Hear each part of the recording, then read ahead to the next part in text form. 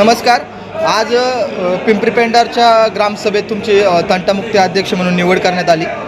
नेमकी काय भावना व्यक्त कराल?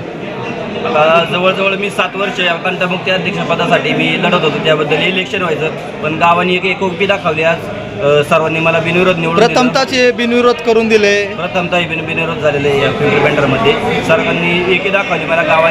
मला गावाने एक संधी दिली. मी ती संधीचं सोनं केल्याशिवाय राहणार नाही. सर्वांचे काही तंटे असतील ते मी व्यवस्थितरित्या मिटवण्याचा प्रयत्न करीन. आता या ठिकाणी तुमचे सहकारी रोहन ची निवड करण्यात आली. कशा पद्धतीने कामकाज असेल? आता पहिल्यांदाच आपल्या गावाचं बऱ्याचशा गोष्टी मागचे 2 वर्ष भांडणातून या तंटामुक्ती अध्यक्षाची निवड व्हायची, परंतु आज अगदी 1 मिनिटात बिनविरोध याची निवड करण्यात आली.